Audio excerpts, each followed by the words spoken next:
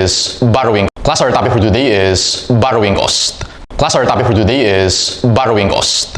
This topic is under PAS 23 and this applies to self-constructed PPE. Self-constructed. If you remember, during our discussion of PPE, may tinuro ako na different modes of acquisition. And yung first mode is self-constructed, wherein bibili tayo ng land and then magko-construct tayo ng building. Now, to have a better understanding about this topic, let's have an illustration. For example, we are ABC company. And then plan natin na magtayo ng office building. Gagamitin natin as our head office. Obviously, before tayo makapag-construct, kailangan natin ng cash. So, ang ginawa natin, nag-loan tayo from BPI for 20 million pesos with 10% interest rate. So, yung 20 million peso loan na yan, yun yung gagamitin natin sa pag-construct ng office building. Alright? Now, because nag-loan tayo, nangutang tayo, meron tayong additional cost na babayaran. Ang tawag natin doon, class, is borrowing cost. So, kapag ba nangutang tayo or nag-loan tayo, ano ba yung additional na binabayaran natin? It is the interest expense. So, pag sinabi mong borrowing cost, ang ibig sabihin lang niyang, class, it's the interest expense. Alright? And according to PAS 23, we can capitalize borrowing cost or interest expense. Sir, bakit pwede natin i-capitalize yan? Because borrowing cost or interest expense is a directly attributable cost.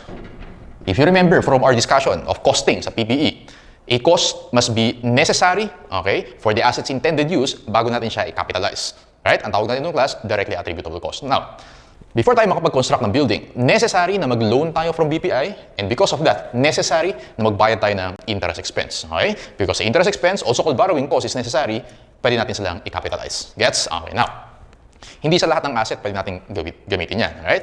The asset must be a qualifying asset before we can capitalize the borrowing cost. Qualifying asset. Ibig sabihin ng qualifying asset, this is an asset that takes substantial time to complete or to construct. Okay? Substantial time. So, ibig sabihin, it takes few years bago matapos yung construction. Ano example yan? Office building. Ano pa? Bridges, roads, train stations, hospitals, yung mga ganyan. So, pag matagalan yung matapos yung construction, qualifying asset yun. Dapat qualifying asset before tayo makapag-capitalize ng borrowing cost. Alright? Now, the procedures for the capitalization of borrowing cost will depend kung anong type of borrowing yung nangyari. We have two types of borrowing. Number one is specific borrowing. And number two is general borrowing. Start muna tayo with specific borrowing. So, kaya siya class tinawag na specific because nag-loan tayo specifically para mag-construct ng building. Well, yung example natin kanina, nag-loan tayo kay DPI na 20 million specifically para mag-construct ng office building. Sir, paano yung mga rules yan? So, ganito yung class. So, nag-loan tayo ng 20 million pesos and then yung interest rate is 10%.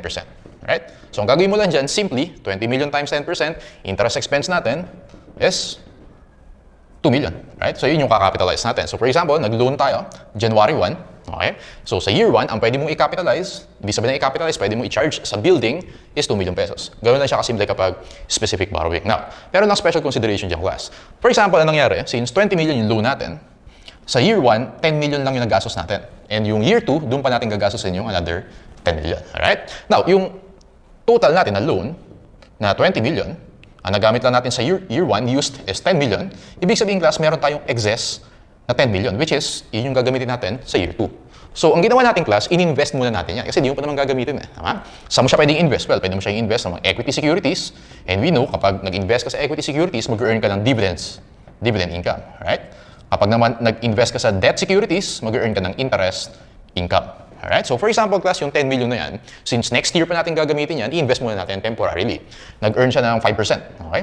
So, that is 500,000 na dividend income or interest income. So, yung income na yan, class, tandaan mo, ima-minus mo yan dun sa actual interest expense. Therefore, ang pwede mo lang talaga i-capitalize is 1.5 million. So, ganun siya. Dito ko, pag specific borrowing, compute mo lang yung actual interest, minus mo yung income na na-earn. Bakit, sir? Okay, so gusto ko, hindi mo lang minimemorize yung procedures. Dapat naiintindihan mo yan. Sir, bakit mo minaminus yan? Ganito yan, class. Sa year 1, ang necessary lang talaga. Tama ba? Yung concept natin is magka-capitalize ka lang kapag necessary. Ang necessary lang sa year 1 is a 10 million pesos. Alright? Yung another 10 million pesos, hindi yan necessary sa year 1. Sa year 2 yan necessary. Alright? So yung 10 million na yan, since hindi yan necessary, yung na-earn na income yan, hindi rin necessary. O huwag may ka-capitalize. Alright? Ang necessary lang for year 1 is 1.5 million. Gets? Okay.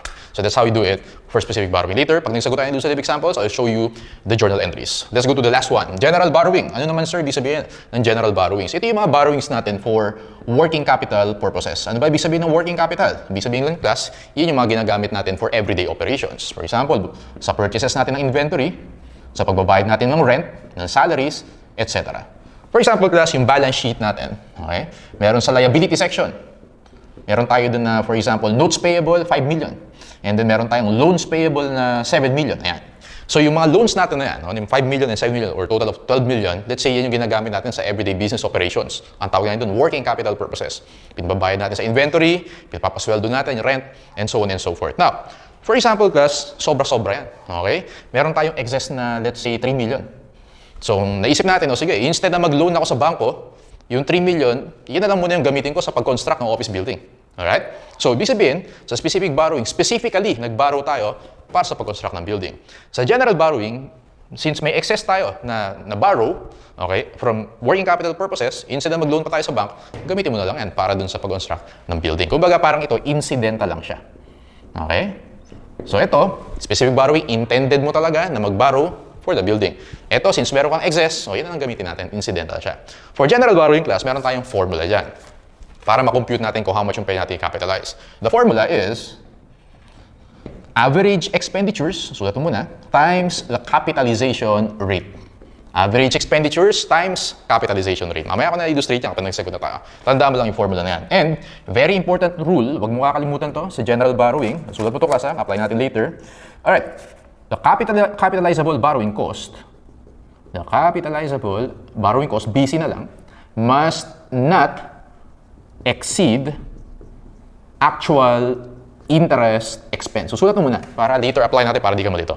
Sabi ko dyan, itong important na rule under general borrowings. The capitalizable borrowing cost must not exceed actual interest expense. Alright? Balikan natin later yan. So, basically, ito yung overview ng topic natin, class. Para mas ma-appreciate natin yan, apply natin agad yung concepts by answering illustrative example number 1. Illustrative example number 1, I'll also show you the journal entries. Sige. Requirement is compute for the capitalizable borrowing cost or yung pwede natin i-capitalize na interest expense and provide the journal entries. Number 1 is about specific borrowing. On January 1, 2025, Pinnacle Company borrowed 5 million to finance the construction of a new building. Nag-borrow ka specifically para mag-construct ng new building. Okay, yun yung intention mo, kaya specific borrowing yan. Right? Interest is payable on loan at 8%. Payments were staggered throughout the construction period and therefore excess funds were invested. Parang yung sa illustration natin kanina. May 10 million tayo na excess, i-invest muna natin. Alright? Now, interest income of 150,000 had been earned and the project ended on December 31, 2026. Only 2 years the construction period. Compute for the borrowing cost and provide the journal entries. Entries muna tayo. January 1, 2025. Okay, nag-borrow tayo. Debit cash. Credit loans payable, 5 million. Okay, so walang problema. And then, December 31, go buy tayo ng interest expense. Tama?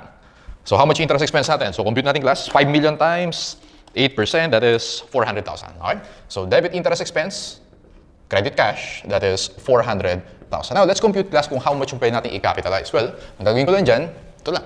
Interest expense na actual, which is, na-compute natin earlier, 400,000. And then, tama ba class, nag-invest tayo, nag-earn ng 150,000. So, yung interest income, 150,000. Therefore, ang pwede mo lang i-capitalize is 250,000. Actually, sagot mo dyan sa compute for the capitalizable borrowing cost, lagay ko na lang capitalizable borrowing cost is 250,000. So, paano sa journal entry yan? So, okay na yan. Na-record na natin yan. Debit interest expense, credit cash, 400,000.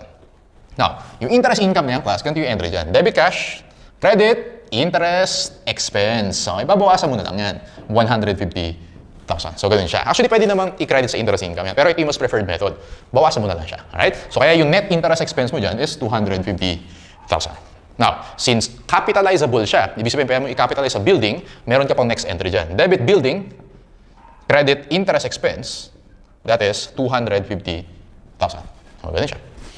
Alright? So, tapos pag nag-T-account ka ng interest expense dyan, para lang mas ma-appreciate nyo, tama ba? Meron tayong 400, and then, nag-150 tayo, tapos, kinapitalize natin to building, zero na yung interest expense mo at the end of the year. Okay? So, ganun siya. Alright? So, that's for specific borrowing. Again, specific borrowing, actual interest expense, minus yung income, ito yung capitalizable borrowing cost. Ito yung journal entries for your appreciation. Okay, so let's go to number 2, general borrowing. Sabi ko kayo may formula sa general borrowing. Average expenditures times capitalization rate. Okay, so tingnan natin class kung paano yan. So, erase ko na to. Let's read the given. Okay, requirement class is compute for the cost of the building and provide the journal entries. Sige. Mr. Accounting Company had the following borrowings during 2025. The borrowings were made for general purposes, but the proceeds were used to finance the construction of a new building. Nagborrow tayo para sa everyday business operations natin, pero part nun, ginamit natin sa construction. Kaya ang tawag dun is general borrowings, okay? For general purposes. 12% bank loan na 3 million, and then 14% long-term loan na 5 million. Okay, so compute natin yung class. So sa example number 2, so ganito gagawin ko dyan. Meron tayong 12% na bank loan, okay? And then 14% na long-term loan. So, computing natin class yung interest expense. So, ito yung principal. I-rewrite ko lang from the given. Principal is 3 million and then 5 million. Okay, computing natin class yung interest expense. So, 3 million times 12%. That is 360,000. And then, 5 million times 14%. Ilan yan? 5 million times 14%, 700,000. Okay? Total ka natin class. 3 million plus 5 million is 8 million. 700,000 plus 360,000, 1,060,000. Okay? So, inupit ko lang yung interest expense. The construction began on January 1, 2023 and was completed on December 31, 2025. Expenditures on the building were 2 million on January 1, 2 million on June 30, and 1 million on December 31. Compute the cost of the building and provide the journal entries. Kailangan compute natin yung average expenditures and the capitalization rate. Madali lang yung class. Ganun lang gagawin mo dyan. Pag average expenditures, mag-weighted average lang tayo using number of months. Okay? Ano yung unang kinonstruct? Or yung unang expenditure? 2 million on January 1, tama? So 2 million up to December 31, ilang months yun? 12 months. So times 12 over 12. That is 2 million. Yung next expenditure natin class, June 30. Tama, June 30. How much? 2 million din. 2 million times, so June 30 or July 1 up to December 31, that's 6 months. Times 6 over 12, that is 1 million. And then last expenditure natin, 1 million in December 31. Kaya lang, December 31 yan, 0 over 12 yan. Times 0 over 12, that is 0. So yung average expenditures natin class is 3 million. Okay, simple. So, alam na natin yung first part of the formula. Capitalization rate naman. Sir, ano ba yung capitalization rate? Basically, yan yung weighted average na interest rate. Paano mo computein yan? Two ways. Papakita ko sa inyo. First way is, pwedeng interest expense over principal. Okay? O, na-compute na natin earlier. Interest expense mo, 1,060,000. I-divide natin by the principal of 8 million. So, how much yan? 1,060,000 divided by 8 million, that is 13.25%. Okay? May isa pang way para mag-compute dyan. Actually, iba, yung second method, yun yung ginagamit ko. So, ganito ginagamit ko yung class. 12% times 3 over 8 plus 14% times 5 over 8. Okay? So, parang wini-weighted average ko lang siya. Tingnan natin kung same yung makuha natin class. 12 times 3 over 8 plus 14 times 5 over 8, you get 13.25%. So, ikaw bahala kung ano mas gusto mo. Pero both of them will arrive at the same rate. Okay? Or ang tawag natin capitalization rate, 13.25%. Okay. So, average expenditures na 3 million, multiply mo lang yan with a capitalization rate of 13.25%. Yung capitalizable borrowing cost natin, 3 million times 0.1325. Sagot mo dito class, 397,500. 397,500. Yan yung capitalizable borrowing cost natin. Alright? Now, let's take a look at the journal entries para mas ma-appreciate natin. Nag-loan tayo, how much? 8 million. Debit cash. Credit loans payable, 8 million.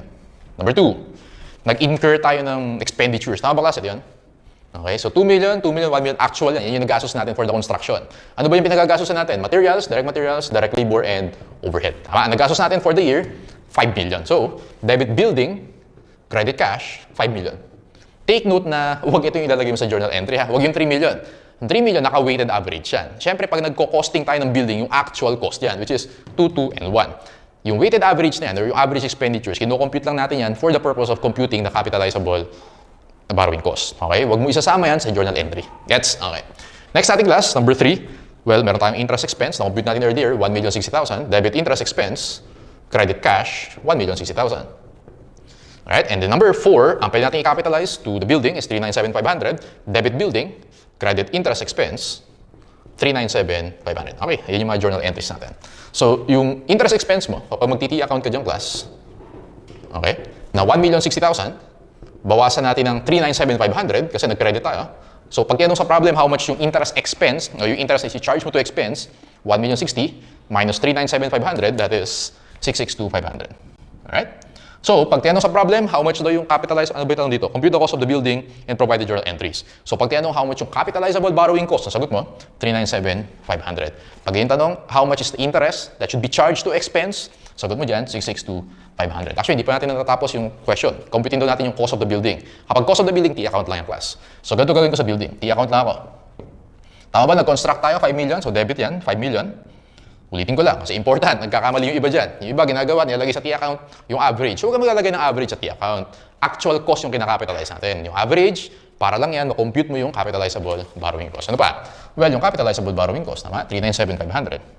So, ibig sabihin, how much yung cost of the building? 5,397,500. Okay? 5,397,500. Right? So, these are your answers for illustrative example number 2. Okay.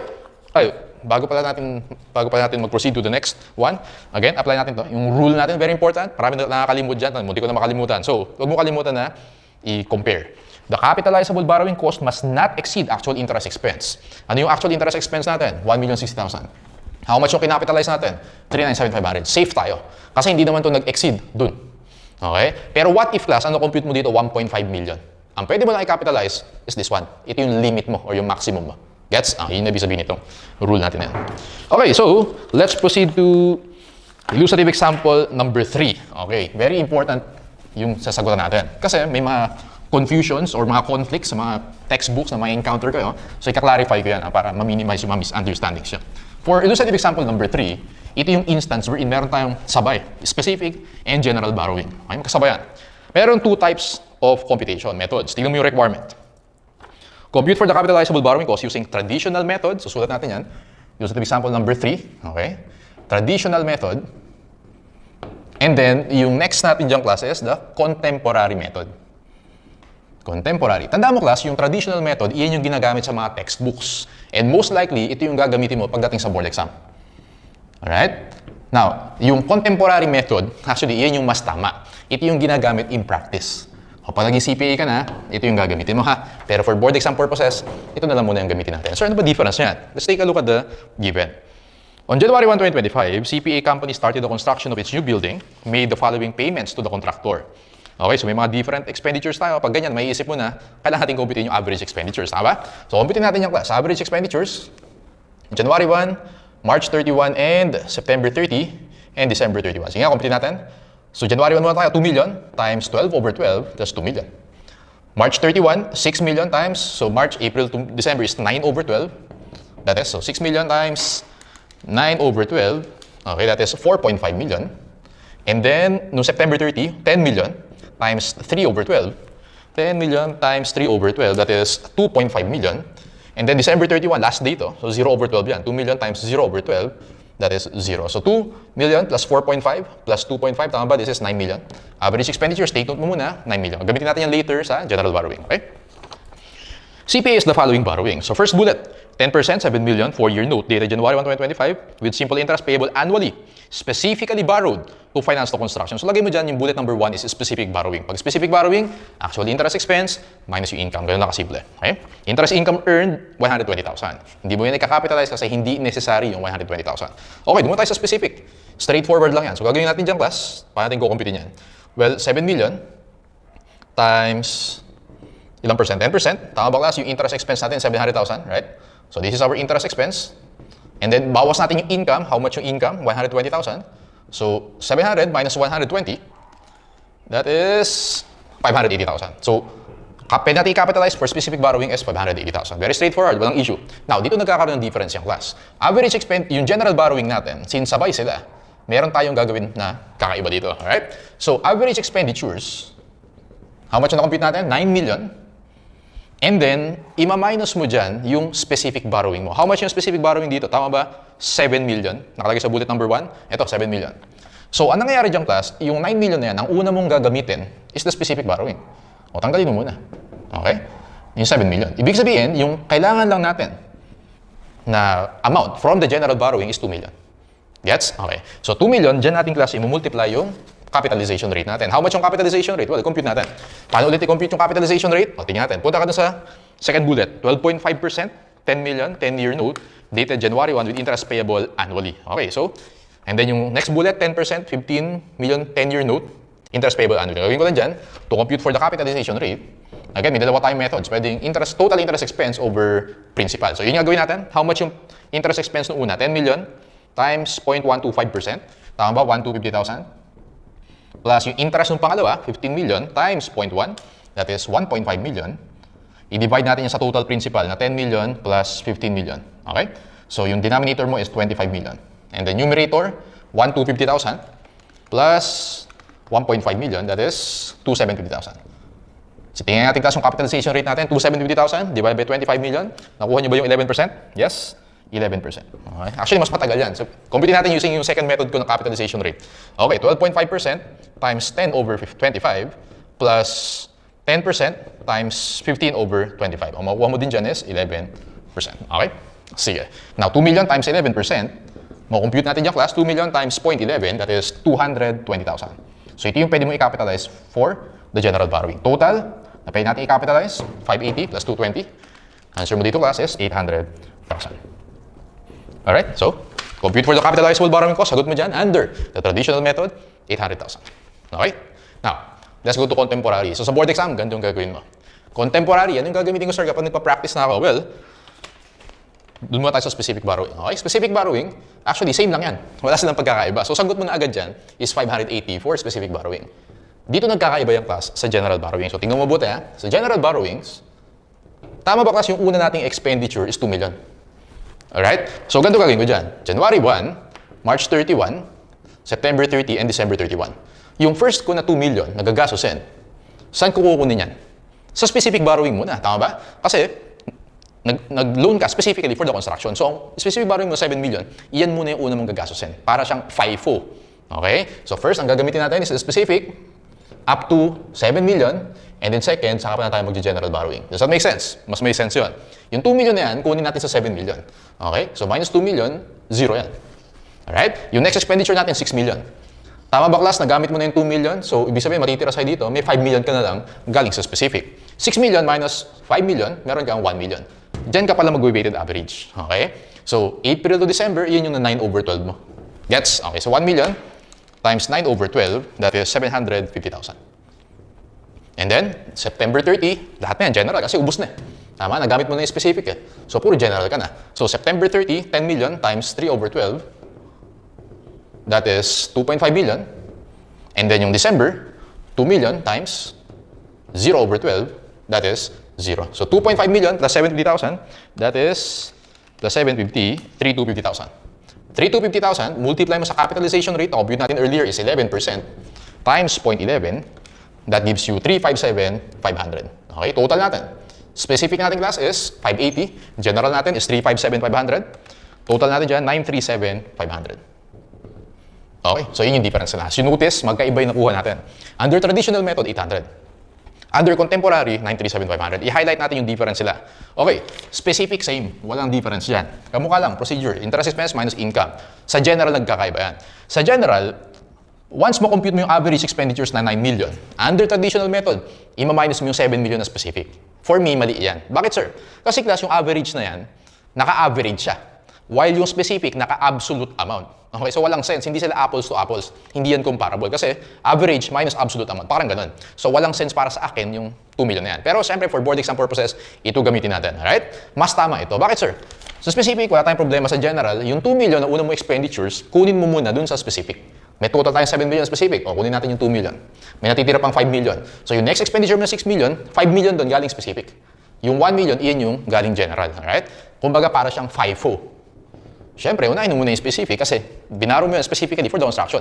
Pag kulang yun, tsaka ka pala mag-general borrowings. Okay, so natapos na dito.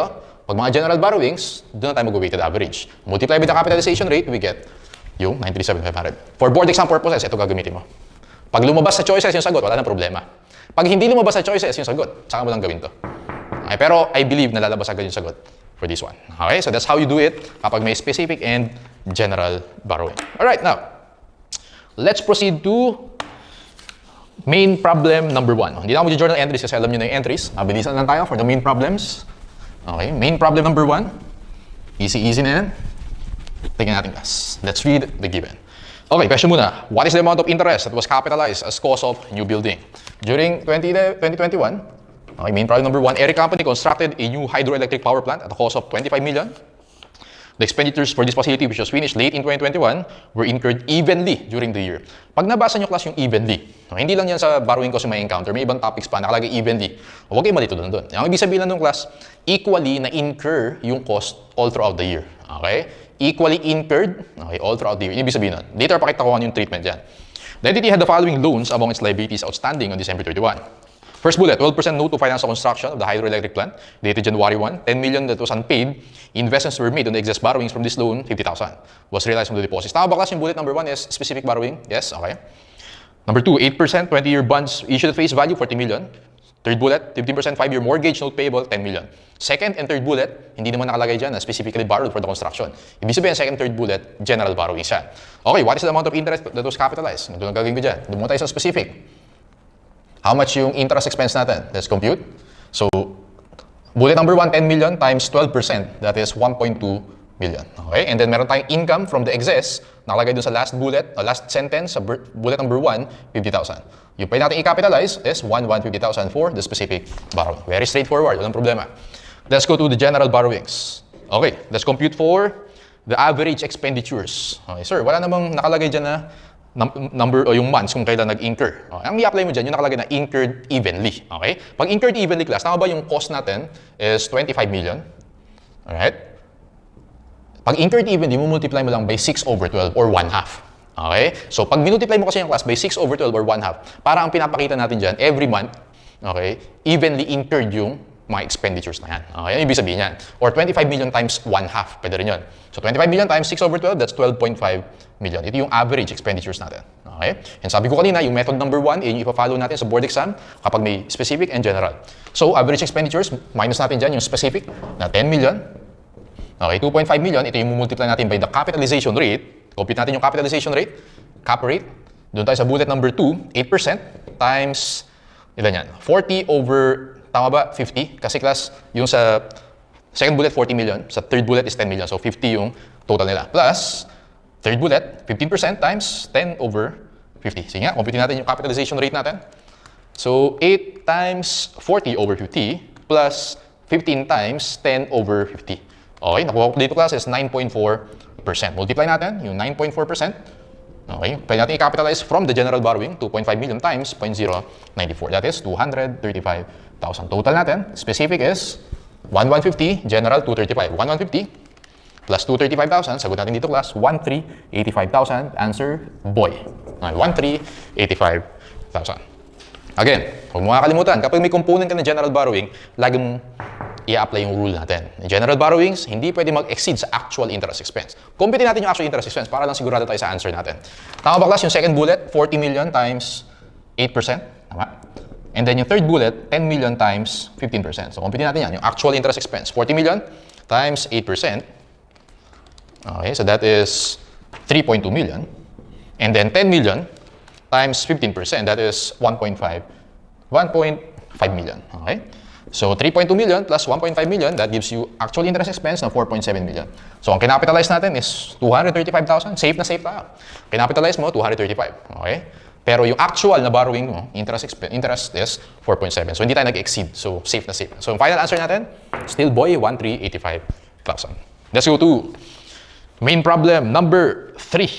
Main problem number 3, ganun lang din class. Magkasamang specific and general borrowing. Okay, so question is, what is the amount of interest that should be capitalized during 2021? Okay, let's read the given. During 2021, an entity constructed an asset costing 10 million. The weighted average expenditures, 6 million. Uy, binigyan na yung average expenditures. Hindi natin kailangan computin yan. Ha? To help pay construction, 4.4 million was borrowed at 10% on January 1. Specific borrowing yan. And funds not needed for construction were temporarily invested in short-term securities yielding 90,000 in interest revenue other than the construction funds borrowed. The only other debt outstanding during the year was 5 million, 10-year, 9% note. What is the amount of interest that should be capitalized? Dali lang yan. Main problem number 3. Okay, ganito lang gagawin ko dyan, class. Specific borrowing. Interest expense. Compute natin. Tama ba, class? Yung specific is 6 million, tama? To help pay 4.4 million. Okay, binaro natin. Multiply natin by 10%. That is 440,000. Nag-invest tayo. Tama? Yung income na na-earn natin, according to the problem, is 90,000. So, 440,000 minus 90, that is 350,000. Ito yung sa specific borrowing natin. General borrowings. Sabi yung class, from the second sentence, yung average expenditures natin, given na 6 million. O, minus mo yung specific. Di ba ganun yung procedure natin? Minus yung specific na 4.4 million. That gives you 1.6 million. Multiply natin by the capitalization rate. Well, for this one, isa lang naman yung general borrowing natin, which is na 9%. So, yun ang gagamitin natin. Multiply mo by 9%. Okay, 1.6 million. times 9%. That gives you 144,000. I-total natin yung class. Specific natin is 350. Okay, general natin is 144. Final answer natin for this one is letter C, 494,000. Easy. Okay, that's for main problem number 3. Now, main problem number 2, skip mo na lang yan. Okay, disregard mo yan kasi medyo problematic yan.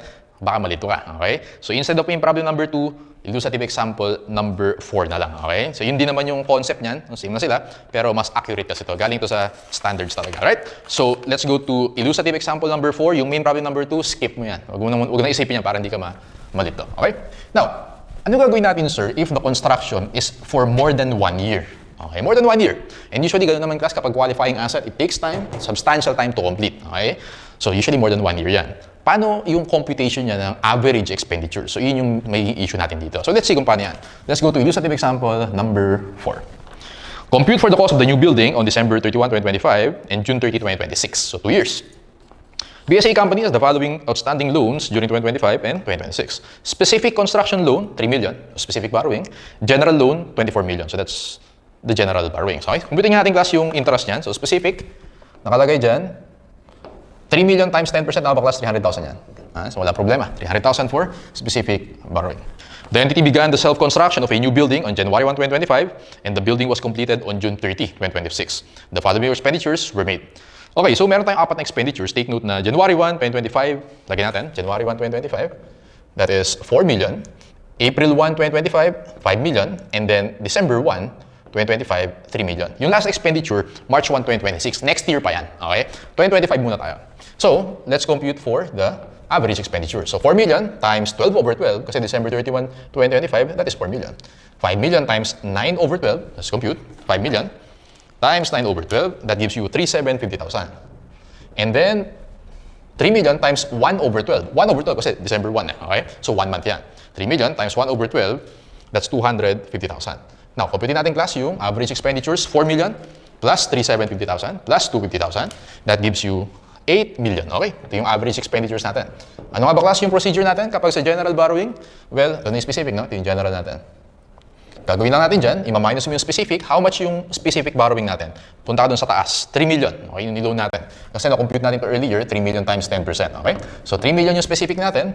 Therefore, 5 million, yan yung multiply natin sa capitalization rate. Isa lang naman yung general loan dito, 12%. Or general borrowing. Multiply mo by 12%, makukuha natin class, 600,000. So, pwede natin i-capitalize for the specific is 300. For general borrowing, it's 600 or total of 900,000. Alright? Now, sabi dyan, compute for the cost of the new building. Sabi ko kanina, kapag cost of the new building, T-account gagamitin mo dyan. Okay? So, tingnan mo ito class, ganito gagawin ko dyan. Building. Okay, so how much yung spend natin for the building? 4 million, 5 million, and 3 million. So, lagay ko dyan 4 million, 5 million, and 3 million. Okay? And then, nag-capitalize tayo ng specific and general. Total is 900,000. Let's compute for the cost of the building. Right? So, 4 million plus 5 million plus 3 million. Plus 900,000. Sagot mo dyan, 12.9 million. Okay? So, answer natin class for December 31, 2025, cost of the building is 12.9 million. Yan yung sagot natin. Ulitin ko lang. Yung iba dito, ang nilalagay sa T-account, yung average. So, lalagay yung average. Okay? Ulitin ko. Lalagay mo dyan yung absolute amount. Yung actual cost na incur mo. Okay? Ito, 453. Hindi yung 4,370 and 250. Okay? So, total cost of the building, pag tinanong ka, how much yung total cost of the building? 12/31/2025, sagot mo 12.9 million. How much yung total capitalized borrowing cost? It's 900,000. Okay? Sige. So, okay pa tayo, 2025. Walang problema dyan. So, 2026 naman tayo. Alright? So, 2026. Specific borrowing, same. Computation, 300,000. Ang problema, natapos na yung construction natin June 30, 2026, which is middle of the year. So, obviously, kailangan i-times 6 over 12 pa yan kasi January to June 30 lang. Times 6 over 12, that gives you 150,000. So, sa specific borrowing, 150,000 yung pwede natin i-capitalize. Okay, doon naman tayo sa general borrowings. General borrowings, kailangan natin mag-compute ulit ng average expenditures. Ang gagawin mo dyan, class, yung beginning of the year mo, kaya important yung cost of the building. Okay, nung December 31 last year. Yan yung gagamitin mo na pag-compute ng average. Okay, so ganito gagawin ko dyan, class. Yung January 1 ko, 12.9 million. 12.9 million, multiply ko siya by, di ba, 6 months na lang yung construction sa 2026? 6 over 6. Gets? Okay. Multiply ko yan by 6 over 6. 12.9 million. And then, meron pa tayong expenditure nung March 1, 2026. Tingin ka doon sa table, meron pa. March 1, 2026. So, March, April, May, June. Tama? 4 months. Okay, so 6 million times 4 over 6. 6 million times 4 over 6, that gives you 4 million. Okay, 12.9 million plus 4 million, that is 16.9 million. Now, ano yung procedure natin? Ima-minus mo yung specific, which is, how much is specific? 3 million. Okay, that gives you 13.9 million. Multiply mo yung capitalization rate natin at 12%. Okay, huwag mo kalimutan, whenever na meron tayong rate, annual yan. Yung 12% for the whole year yan. Kailangan mo pang i-multiply yan by 6 over 12. Okay, times 6 over 12, 13.9 million, times 12%, times 6 over 12, that gives you 834,000. Right? So, ang total na pwede natin i-capitalize for the year is specific na 150, general na 834. Total natin, 984,000. Okay? Let's compute for the cost of the building. Ganito lang gagawin ko dyan kasi tutuloy ko lang yung T-account natin. 12.9 million, and then nag-incur pa tayo ng 6 million for the year, and then nag-capitalize tayo ng 984,000, compute natin yung December 31, 2026. 12.9 million plus 6 million plus 984,000, that gives you 19,884,000. So sagot natin class for 2026, compute for the cost of the new building, sagot mo dyan, 19,884,000. Pag tinanong how much yung total capitalizable borrowing cost in 2026, sagot mo dyan, 984,000. Okay. Ingat ka lang class, no? Kasi may ma-encounter ka sa mga textbooks na different yung computation. Papakita ko sa inyo yung difference yan. Sa ibang textbooks na makikita nyo class, even though 6 months na lang yung 2026, 12 pa rin yung ginagamit na denominator. Okay? Okay lang din yun. Okay lang din. Pero, pag ganun yung ginawa mo, huwag mo na i-multiply ito by 6 over 12. Diretso multiply ka ng 12%. Okay? Though I think meron different na magiging answers mo doon, pero sa board exam, ganito gagawin mo ha, i-follow mo yung pinakita ko dito. Sa second year, 6 na lang yung denominator mo. Huwag mo kalimutan na mag 6 over 12 once mag-multiply mo na sa interest rate. Okay? Pag hindi lumabas yung sagot, tsaka mo gawin yung 12 yung denominator dito. Alright? Pero huwag mo nang i-multiply dito yung 6 over 12. Understood? Okay. Pero to be safe, gawin mo na lang yung ginawa ko. Alright, now, isa pang important point. Kaya sabi ko kanina, yung traditional method, yung method number 1 natin, medyo hindi siya intuitive. Bakit sir? Tingnan mo class, sa 2026, nung na-compute mo yung 16.9 million, nag-minus ka ulit ng 3 million na specific. Theoretically, yung 3 million na specific na yan, di ba dapat nagastos mo na yan noong 2025? Bakit ka nagma-minus pa rin dyan? Kaya sabi ko, in practice, gawin mo yung contemporary method. Sa contemporary method, wala na yan. Kasi FIFO eh. Na-deduct mo na yan noong 2025. Pero for board exam purposes, ganito na lang muna gawin niyo para maging safe yung answers nyo in the exam. Understood? Okay, sige. Now, again, skip mo yung main problem number 2 kasi medyo problematic yan para di ka malito. Okay, I think nasagutan na natin lahat ng problems. Let me double check. Okay, nasagutan na. And then, okay, theory questions lang tayo class. Theory questions. Let's go to theory number 1. Under PAS 23, borrowing costs. Actually, kasi ang ibang tawag sa borrowing cost is avoidable interest. Okay? Interest cost. Okay? Or avoidable borrowing cost. Pag ganun, same lang ibig sabihin nun. Ibig sabihin na avoidable, kapag hindi ka kasi nag-loan, or kapag hindi ka nag-construct, wala naman talagang interest. Okay? Avoidable siya. Okay? Anyway, so yun lang ibang term na ginagamit. Under PAS 23, borrowing cost can be capitalized when A, the asset is a qualifying asset, yes. B, the asset is a qualifying asset and it is not probable, and then dapat probable. The borrowing cost will result in future benefits. Best answer natin class letter C. The asset is a qualifying asset. Pag sinabing qualifying asset, takes substantial time to complete. Hindi naman necessary na, usually yan, few years. Pero okay lang din kahit isang taon lang matapos yung construction. Okay lang yan. Pero usually, substantial time or few years bago matapos yung construction. The asset is a qualifying asset. It is probable that the borrowing cost will result in future economic benefits to the entity and the costs can be measured reliably. O di ba class, yun yung principles natin. Kung kaya tayo pwede mag-capitalize ang cost, can be measured reliably and future economic benefits. Best answer, letter C. Number 2, which of the following may not be considered a qualifying asset? Takes substantial time to complete. A toll bridge that usually takes more than a year, yes. B, a ship that normally takes 1 or 2 years, yes. C, an expensive private jet can be purchased from a local vendor. Hindi. Binili mo yan. Hindi naman self-constructed yan. So, hindi yan qualifying asset. Okay? Letter C yung sagot natin. Not considered as qualifying asset. Dog, a power generation plant that normally takes 2 years. Yes, that's correct. C for number 2. Number 3, when computing capitalizable interest cost, what is the concept of avoidable interest? Yun pala yung sinasabi ko kanina. Okay? Ibig sabihin ng capitalizable borrowing cost and avoidable borrowing cost. Magkamukha lang ibig sabihin nun. Okay? Ano ibig sabihin yan, sir? Tingnan natin. Punta ka sa dog. That portion of total interest which should have not been incurred if expenditures for asset construction had not been made. Ang ibig sabihin lang yung class, For example, yung specific borrowing natin na 300,000. Avoidable interest yan. Bakit, sir? Kasi kung wala naman tayong construction, wala naman tayo dapat ng interest na 300,000. Yun lang ibig sabihin ng avoidable interest. Okay? Kaya, ang sabi ko kanina, capitalizable borrowing cost is just the same as avoidable interest. Okay? Dog yan.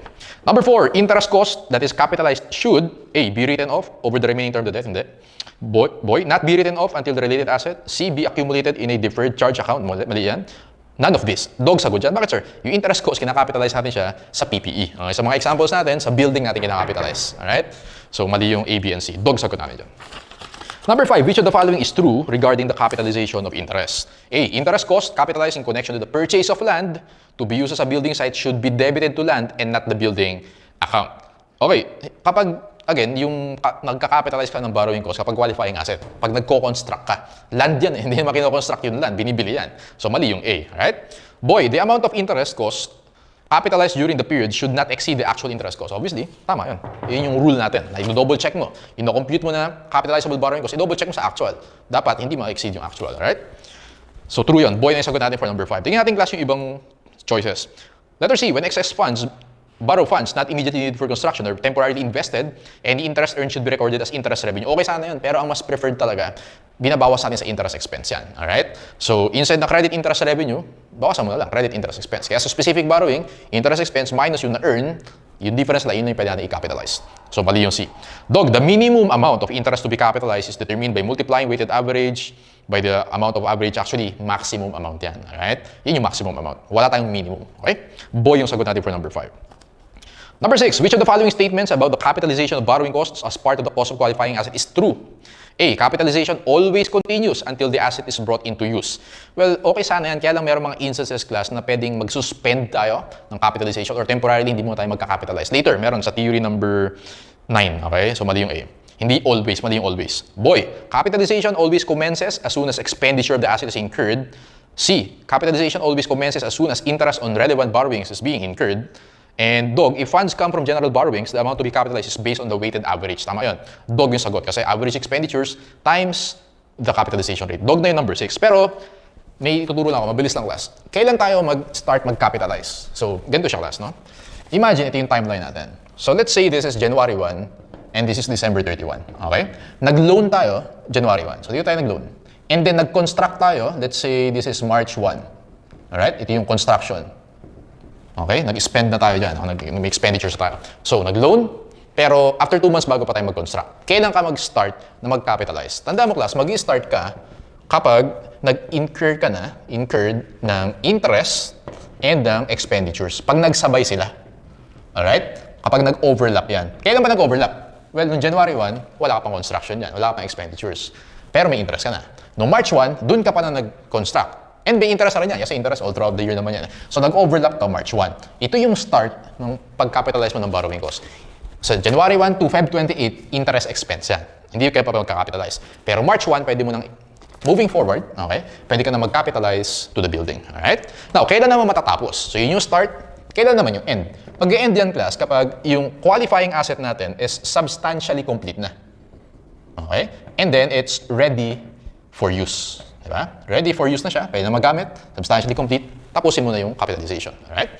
Now, kapag natapos na dito yun, and then let's say magbabayad ka pa ng loan dito, puro interest expense na ulit yan. Hindi ka na magka-capitalize kasi end na dito. So, sa illustration natin, mag-start ka ng March 1, mag-end ka ng December 31. Dito, expense yan. Dito, expense. Pwede ka na mag-capitalize, March 1 to December 31. Okay, so kaya class nun sa number 6, yung boy and C, mali yan kasi dapat sabay sila. Dapat may overlap. Capitalization always commences or starts as soon as may expenditure ka and as soon as may interest ka na incur. Okay? So, dog for number 6. Number 7. The period of time during which capitalization of interest begins and when capitalization of interest ends, sabi ko lang, punta ka dun sa boy. From the time the first expenditures are incurred until the asset is complete and ready for extended use. Actually, to be more accurate, kapag nag-incur ka na, may expenditures ka na, may construction ka na, and then, meron ka na rin interest expense, nag-incur ka na interest, dun ka lang mag-start. Okay? Yun yung best answer among the choices. Boy for number 7. Number 8, an entity commences a new construction project, which is to be financed by borrowing. The key dates for the current year are as follows. Question is, from what date can the entity commence or can start capitalization? March 15, loan interest relating to the project to be incurred. Nag-loan noong March 15. Pwede na bang mag-capitalize? Hindi pa. Kasi wala pang construction or wala pang expenditures. June 15, technical site planning commences. June 30, expenditures on the project start to be yun, may expenditure ka na. So, nag-loan ka na, and then may expenditure ka na. So, nag-overlap sila noong June 30. So, sagot mo dyan for number 8 is letter C. Okay? Number 9, capitalization of borrowing cost shall be suspended. Pwede yun, temporarily, hindi ka muna magka-capitalize. Kailan yan, sir?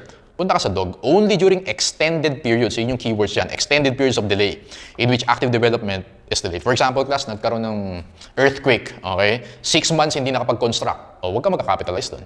Ano pa example? Nagkaroon ng strike. Yung mga employees nag-strike, construction workers natin. Or for example, nagkaroon ng shortage ng cement, mga hollow blocks for 3 months. Ganyan. Hindi ka pwede mag-capitalize doon. Sususpend mo yun. Ang tawag ngayon doon, class, extended periods of delay. Okay? DOG yung sagot. Tingnan natin yung ibang choices. A, only during temporary periods. Hindi yan. Pag temporary periods, pwede ka pa rin mag-capitalize. For example, 3 days lang walang supply, mga ganyan. Boy, at no instance at all, capitalization is already commenced. Hindi. Pwede tayo mag-suspend. C, only upon agreement with management. Hindi. DOG yung answer dyan. Number 10, a company constructed a machinery for its own use. A bank loan specifically financed this property. So, magko-construct pa rin. No? So, qualifying asset. Merong specific borrowing. How much of the interest incurred should be reported as interest expense? Expense, ha? A, all interest incurred. Hindi. Kasi meron doon na pwede may capitalize. Okay? Boy, interest incurred after completion na yun. After completion. Pag ready na for intended use, tapos na yung capitalization. Kapag nagbayad ka pa ng interest, expense na yan. Huwag may ka-capitalize. Boy yung sagot dyan. C, interest incurred before completion. Hindi, kasi pag before completion, pwede ka pa mag-capitalize dyan. Boy for number 10. Number 11, FYI na lang to. Which of the following is not a disclosure? A, accounting policy adopted for borrowing cost. Di disclose yan. Boy, amount of borrowing was capitalized. Yes, disclosed. C, capitalization rate. Yes, disclosed. DOG yung hindi disclosed. Segregation of assets that are qualifying assets on the balance sheet as a disclosure. It's not a required disclosure. For number 11, answer, letter D. Okay, so that concludes our discussion on borrowing cost.